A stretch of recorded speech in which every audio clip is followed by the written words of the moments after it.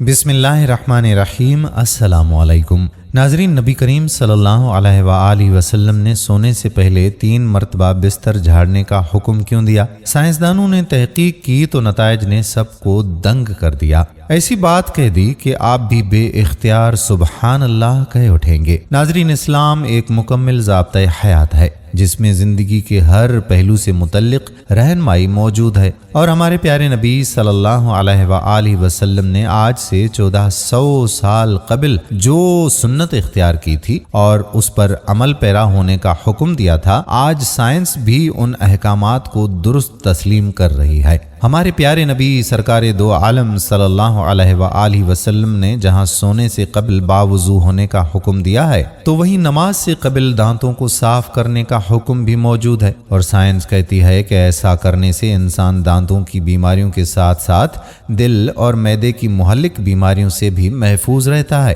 اس حکم کا مقصد یعنی بستر پر کیڑے مکوڑے یا کسی اور نقصان دہ چیز سے صاف کرنا ہے، لیکن سائنسی تحقیق میں ایسا انکشاف ہوا ہے کہ آپ بھی حیران رہ جائیں گے اور بے اختیار سبحان اللہ کہہ اٹھیں گے کہ کس طرح نبی کریم صلی اللہ علیہ وآلہ وسلم نے 1400 سال پہلے ہی اپنی امت کو بچاؤ کی تدابیریں بتا دی تھیں۔ سائنس کے مطابق انسانی جسم میں میٹابولزم کا عمل 24 گھنٹے جاری رہتا ہے، جس کے باعث ہر پل سینکڑوں نئے سیل بنتے ہیں اور پرانے سیل ٹوٹتے ہیں۔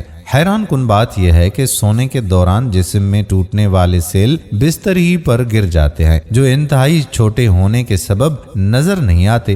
اگر بستر کو بغیر جھاڑے اس پر سونے کے لیے لیٹ جائیں تو یہ مردہ سیل جسم میں داخل ہو کر کئی مہلک بیماریوں کا سبب بنتے ہیں، اور سائنس نے بھی یہی بات ثابت کی ہے کہ ان مردہ سیلوں کو صاف کرنے کے لیے بستر کو کم از کم 3 مرتبہ جھاڑنا لازمی ہوتا ہے، اور ایسا کرنے سے خطرہ ٹل جاتا ہے۔ نبی کریم صلی اللہ علیہ وآلہ وسلم نے سوتے ہوئے دائیں کروٹ پر لیٹنے کا حکم بھی دیا ہے، اور اس ضمن میں سائنس کا کہنا ہے کہ ایسا کرنے سے دل پر دباؤ بہت کم ہوتا ہے، جس کے باعث دل صحیح بہتر طریقے سے کام بھی کرتا رہتا ہے، اور سونے کے دوران بھی پورے جسم کو خون کی سپلائی بہترین انداز میں ہوتی رہتی ہے، جبکہ دل کے دورے کے خطرات بھی کم ہو جاتے ہیں۔ اس کے علاوہ دائیں کروٹ پر سونے سے معدہ بھی اوپر کی جانب ہوتا ہے، اور اسے رات میں کھائی جانے والی غذا کو ہضم کرنے میں آسانی ہوتی ہے۔ رات سونے کے دوران معدے میں موجود غذا اچھی طرح سے ہضم ہوتی ہے، جس کے باعث انسان بیدار ہونے پر خود کو تر و تازہ محسوس کرتا ہے اور تیزابیت بھی نہیں ہوتی۔